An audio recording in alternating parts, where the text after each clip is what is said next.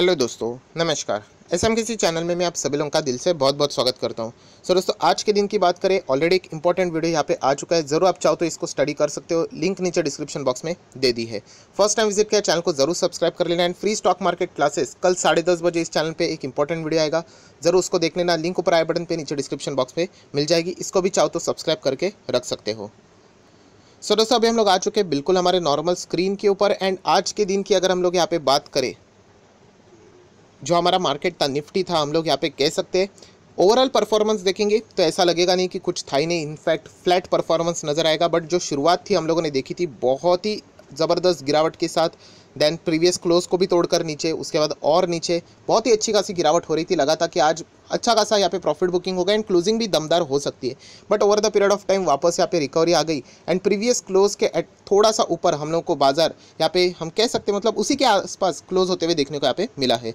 सो ये जो गिरावट है राइट, यहाँ पे हम लोग को बीच में यहाँ पे देखने को मिली, उसके बाद रिकवर तो ज़रूर, तो ये उथल पुथल हम लोग को बाजार में देखने को यहाँ पे मिली है। सो उसके पीछे का जो कारण है कोई छोटा मोटा कारण नहीं है। हम लोग यहाँ पे कह सकते थे ये जो न्यूज़ थी वो कभी ना कभी तो आने वाली थी, तो इसी से रिलेटेड कुछ हिंट यहाँ पे मिल चुका है। सो यहाँ पे मैं कौन से एग्जैक्टली न्यूज़ की यहाँ पे बात कर रहा हूँ, तो दोस्तों आप सभी लोगों को यहाँ पे पता है फेडरल रिजर्व। यस दोस्तों, फेडरल रिजर्व मतलब सेंट्रल बैंक, हम लोग कह सकते हैं हमारी कैसे सेंट्रल बैंक है आरबीआई, वैसे फेडरल रिजर्व ये सेंट्रल बैंक है।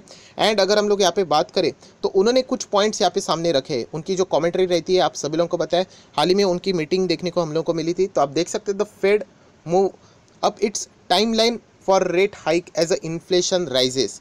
इससे रिलेटेड में कुछ बातें ज़रूर करूंगा, बहुत जो नए लोग हैं उनको इजीली समझ में नहीं आता है, तो बहुत ही सिंप्लीफाइड मैनर में एग्जांपल के साथ मैं आपको बता दूंगा।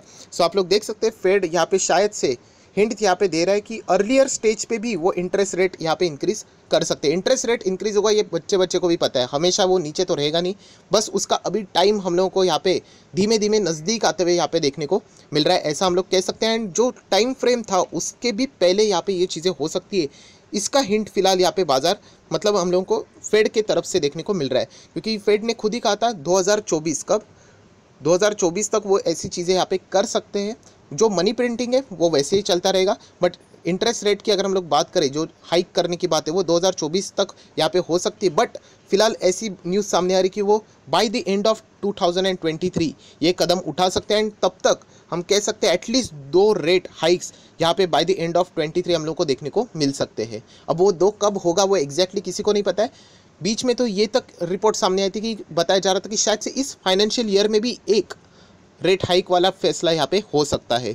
सो रेट हाइक ये जो न्यूज़ सामने आई है उसको डेफिनेटली बाजार के लिए वो एक अच्छी खबर नहीं रहती है, वहाँ पे हम लोग को गिरावट देखने को मिल सकता है। एंड वही एक नॉर्मल रिएक्शन आज के दिन हम लोग को बाजार में देखने को मिला। शुरुआत में आप लोग यहाँ पे देख सकते हैं, निफ्टी की अगर मैं बात करूँ शुरुआत वैसे ही देखने को यहाँ पे मिली है। सो एग्जैक्टली प्रॉब्लम क्या है उसी से रिलेटेड मैं आप लोगों को बात यहाँ पे बता दूंगा, तो आप लोगों को क्लियर ये चीज़ें समझ में आ जाएगी। बट उससे पहले हम लोग देख लेते हैं यहाँ पे अमेरिकन बाजार का फ्यूचर कैसे रहा। तो आप फ्यूचर भी देख सकते हैं, आज के दिन की जो शुरुआत थी ऐसी हम लोग को अच्छी खासी यहाँ पे देखने को मिली, बाद में नॉर्मल एंड देन अगेन गिरावट यहाँ पे देखने को मिली है। फ्यूचर की बात करें अमेरिकन बाजार की तो आप देख सकते हैं 338 1% के आसपास हम लोग को नॉर्मली यहाँ पे देखने को यहाँ पे मिल चुका है। उसके बाद अगर हम लोग यहाँ पे बात करें दुनिया के बड़े मार्केट्स को, अभी एक बार हम लोग देख लेते हैं यूरोपियन मार्केट्स को देख लेते हैं यूजुअली। तो यूरोपियन मार्केट में भी आप देख सकते हैं 0.5% की हम लोगों को यहाँ पे गिरावट है। जर्मनी की बात करें यहाँ पे लगभग 1.25% की गिरावट है।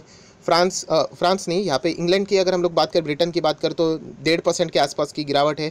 देन फ्रांस की बात करें तो 1% की गिरावट है। मतलब हम कह सकते हैं यूरोपियन मार्केट में लगभग 1% के आसपास की गिरावट है अगर हम लोग कहेंगे।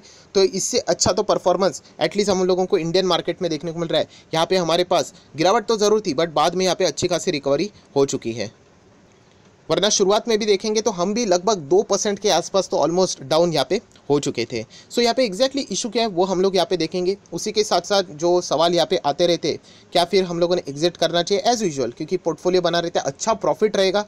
छोटे छोटे स्टॉक प्रॉफिट दिखा चुके, तो बड़े स्टॉक्स ने तो बहुत ही गजब का प्रॉफिट दिया है। तो इससे रिलेटेड क्या हम लोगों ने एग्जिट लेना चाहिए वो भी बात मैं आप लोगों को यहाँ पे कवर करके बता दूंगा।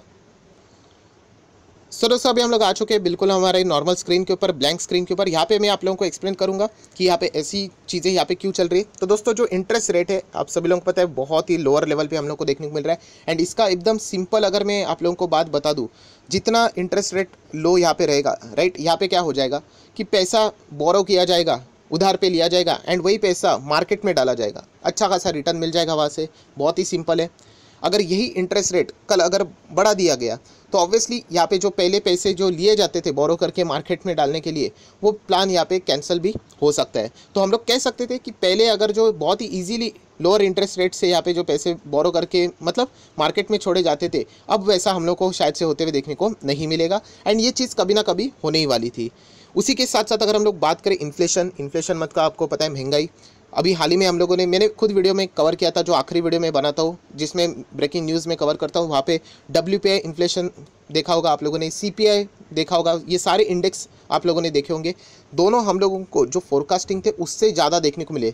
CPI की बात करें तो जो RBI ने डिसाइड किया था उससे भी ज़्यादा देखने को मिला। WPI की बात करें तो बहुत ही मतलब हाईएस्ट लेवल पे हम लोगों को ये सारे दर टॉप पे जाते हुए देखने को मिले हैं। एंड जब ये रेट्स, जब भी ये जो डेटा सामने आता है, जब भी बढ़ जाता है ये इन्फ्लेशन, तब ये जो सेंट्रल बैंक कहते हैं, जिन्होंने ये जो इसके पहले इंटरेस्ट रेट लो रखे होते हैं, वो ज़्यादा देर तक ऐसा नहीं रख सकते, क्योंकि अगर महंगाई बढ़ेगी तो इंटरेस्ट रेट भी आप लोगों को बढ़ाना पड़ेगा। तो हम कह सकते हैं कि अगर इंटरेस्ट रेट यहाँ पे बढ़ जाता है तो ऑटोमेटिकली एक बाज़ार को छोटा मोटा एक्सक्यूज़ मिलेगा। इससे चलते कोई बाज़ार ख़त्म नहीं होता, ये सालों साल चलने वाली चीज़ें हैं। इसके पहले भी चली थी, शायद से आगे भी चलेंगी। सो पहले तो दिमाग से वो तो निकाल ही देना। मैं हमेशा, वो जो रिटेल इन्वेस्टर का एक डर रहता है, डायरेक्टली कंक्लूजन के ऊपर ही आ जाते हैं, क्या बाज़ार कभी ख़त्म नहीं होगा, बाज़ार हमेशा चलेगा। एटलीस्ट इंडियन मार्केट की तो हम लोग बात करें, इंडियन मार्केट बहुत ज़बरदस्त फ्यूचर है इसका। It's like mid cap and small cap. अब आप लोगों ने देखा होगा इमर्जिंग मार्केट में सबसे ज़्यादा पैसा, बोफा ने खुद भी बोला था कि सबसे ज़्यादा उनका भी पैसा इंडियन मार्केट में ही लगा है। सो वो कोई ख़त्म नहीं होगा। हाँ, हम कह सकते हैं एक टाइम के लिए थोड़ा सा शांत रह सकता है इतना रिटर्न्स देने के बाद, तभी भी आप लोगों को as a long term investor ज़्यादा तकलीफ होनी नहीं चाहिए। सो यही चीज़ है दोस्तों कि जो कि हम लोग यहाँ पे कह सकते हैं कि इंटरेस्ट रेट अभी तक लो थे। फेड की बात करें, दुनिया भर के जितने भी सेंट्रल बैंक्स की बात करें, हमारे RBI की बात करें, अभी अभी हम लोगों ने MPC की मीटिंग देखी थी, कोई चेंजेस नहीं थे रेट्स की। अगर हम लोग बात करें बाकी रेट्स भी, अगर आप लोग देखने के रेपो हो, रिवर्स रेपो हो, सारे के सारे अनचेंज थे। सो कभी तो एक ऐसा टाइम आएगा कि ये हमेशा तो ऐसा लोअर लेवल पे तो नहीं रहेंगे, कभी तो यहाँ पे बढ़ाने पड़ेंगे वो रेट्स। तो अभी उससे रिलेटेड हिंट यहाँ पे मिल चुका है, जो कि फेडरल रिजर्व ने यहाँ पे बोल दिया है कि वहाँ पे ग्रोथ भी नज़र आ रही है। उनके फेडरल रिजर्व ने, कमेंट्री ने भी बोला कि वहाँ पे ग्रोथ नज़र आ रही है। ये डिबेटेबल पॉइंट है वापस कि कुछ ग्रोथ, मतलब पार्टीज ये बोल देंगे कि अभी ग्रोथ आ रही है तो और निवेश करो, तो कुछ लोग ये भी कहेंगे कि चलो ग्रोथ आ रही है मतलब यहाँ पे जो लिक्विडिटी मेजर्स प्रोवाइड किए गए थे अभी वो विड्रॉ हो सकते धीमे धीमे, तो वो तू में चलती रहती है। बट अगर as a long term investor अगर मैं बात करूँ दोस्तों, तो यहाँ पे आप लोगों को एज सच कोई डरने की ज़रूरत नहीं है। अगर मैं यहाँ पे आप लोगों को बता दूँ, मैं इससे पहले भी बोल चुका हूँ कि जो पूरा मार्केट है, निफ्टी 50 की बात करें, उसकी परवाह आपको नहीं करनी, आपको परवाह करनी है आपके खुद के पोर्टफोलियो की। अगर आपके पोर्टफोलियो में कोई एरे गहरे शेयर्स है, बहुत ही मतलब आपको पता है कि आलतू फालतू स्टॉक्स ने भी 500% के रिटर्न्स दिए। मैंने हाल ही में ही वीडियो बनाया था, पेनी स्टॉक, ₹1 का स्टॉक 15 रुपये तक ऑपरेटर्स लेके भी जा चुके हैं। सो ऐसे स्टॉक अगर आपके पास है तो ऐसे स्टॉक्स को अगर आप चाहो तो यहाँ पे प्रॉफिट बुक करवा सकते हो। अगर आपके पास फंडामेंटली स्ट्रॉन्ग शेयर्स है, बहुत ही बड़े बड़े शेयर्स, जैसे दीपक नाइट्रेट है, नवीन फ्लोरिन इंटरनेशनल है, TCS है, इन्फोसिस है, हैप्पीएस्ट माइंड टेक्नोलॉजीज़ है, HDFC bank, HDFC limited, Reliance industry, ICICI bank, Kotak, बहुत सारे हैं। ऐसे स्टॉक से आप लोगों को कोई डरने की ज़रूरत नहीं। अगर आपका टारगेट लंबी अवधि का है, आप कंटिन्यू कर सकते हो। एंड इन केस अगर मार्केट यहाँ पे प्रॉफिट बुकिंग दिखाता है, आप चाहो तो बाय ऑन डिप्स भी कर सकते हो, क्योंकि ये स्टॉक्स कोई ख़त्म नहीं होते। ये सारे अप्स एंड डाउन्स, ये मार्केट का आम बात है, आम बात। आप जो लोग बिल्कुल नए होते मार्केट में, इस गिरावट से डरते हैं। जो लोग यूज्ड टू हो चुके, उनके लिए कोई बड़ी बात नहीं है। आज भी मैं कह रहा हूँ, कोई फ़र्क नहीं पड़ता है, बाजार कितना भी नीचे आ जाए, हमें पता है कि वो over the period of time 16, 17, 18, 20 धीमे धीमे ऊपर जाने ही वाला है। सिर्फ आपको एक ही करना है कि अच्छे स्टॉक का पोर्टफोलियो बनाइए, उसमें ही आराम से निवेश करते रहिए। आपको कोई चिंता करने की ज़रूरत यहाँ पे नहीं है। ये चीज़ें बार बार चलती है। मार्केट कितना भी गिरे, अभी तो गिरा था 2020 में ही, कितना 40-45%, 7600 आया था। आज किधर है हम लोग, मोर देन डबल। तो ये कितना भी गिरे, 50% भी गिरा ना यहाँ से, फॉर एग्जांपल आपको ये डर लगता है ना, गिर गया ना, तो याद रखो भागते वक्त 60-70% भागेगा। तो आपको कोई चिंता करने की ज़रूरत नहीं। इन्वेस्टर हो ना, तो कंटिन्यू आप लोग यहाँ पे कर सकते हो। सो यहाँ पे हम लोग कह सकते हैं कि ये जो फेडरल रिजर्व ने जो हिंट दिया है कि यहाँ पे वो क्या कर सकते हैं, इंटरेस्ट रेट को बढ़ा सकते हैं। 23 के पहले 2 बार ऐसी चीज़ें हो सकती है। जिस दिन ऑफिशियली इसकी बात होगी ना, अभी क्या होगा पता है, नेक्स्ट जब फेडरल रिजर्व की जब मीटिंग रहेगी, मार्केट बहुत ही ज़्यादा मतलब हम कह सकते हैं नर्वस रहेगा, क्योंकि उन्होंने अभी संकेत दे दिया है कि वो कभी ना कभी तो ये करने ही वाले 2 बार होगा। ऐसा भी हिंट यहाँ पे आ चुका है।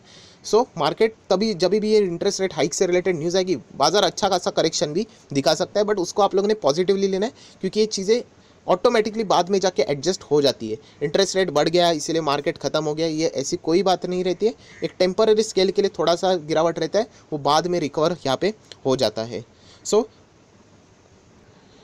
इतना ही कहना चाहूँगा कि जो इंटरेस्ट रेट लो लेवल पे देखने को मिल रहे थे, तो यूएस में इतना ज़्यादा हम लोग को जो बातें मतलब इन्वेस्टमेंट की बातें थी वो देखने को यहाँ पे नहीं मिल रही थी। इसके कारण डॉलर भी वीक हो गया था। आप लोग देख सकते हैं कि डॉलर देखा जाए यूजुअली तो 80-85 होना चाहिए था, मतलब जिस परफॉर्मेंस उसने ऐसा दिया उसके हिसाब से मैं बात कर रहा हूँ। इस वक्त तो वो एक ही रेंज में है। इनफैक्ट एक साल का डेटा देखोगे तो ये तो पूरा मतलब एक साल के लिए हम कह सकते हैं कि रुपये ने इनफैक्ट डॉलर के ऊपर मतलब अच्छा खासा परफॉर्मेंस दिखा, ऐसा भी आप लोग बोल सकते हो। सो यहाँ पे आप देख सकते हैं डॉलर का भी थोड़ा बहुत कमबैक हो रहा है। डॉलर इंडेक्स भी आप लोग देख सकते हो, यहाँ पे अच्छी खासी थोड़ी सी हम लोग को जंप देखने को मिल रही है। तो एक अच्छा खासा हिंट यहाँ पे मिल रहा है कि फेडरल रिजर्व की ओर से अभी इंटरेस्ट रेट हाइक अगर यहाँ पे हो गया, अभी फेडरल रिजर्व जो करेगा यूजुअली, बाकी भी अगर आप देखोगे दुनिया भर के जितने भी सेंट्रल बैंक है वैसी चीज़ें हम लोग को होती हुई देखने को मिलेगी। फेडरल रिजर्व ने अनचेंज रखा रेट्स को, तो बाकी भी सेंट्रल बैंक्स वैसे ही रख रही थी। तो अभी यहाँ पे मज़ेदार बात ये रहेगी कि आरबीआई की आने वाली नेक्स्ट जो मीटिंग रहेगी उसके ऊपर भी बहुत सारे लोगों की नज़रें ज़रूर यहाँ पे रह सकती है। हालांकि यहाँ पे एसबीआई ने अपने रिपोर्ट्स में भी ये बातें बोल दी थी, आप देख सकते हैं। ये भी न्यूज़ मैंने कवर की थी 2 दिन पहले की न्यूज़ है।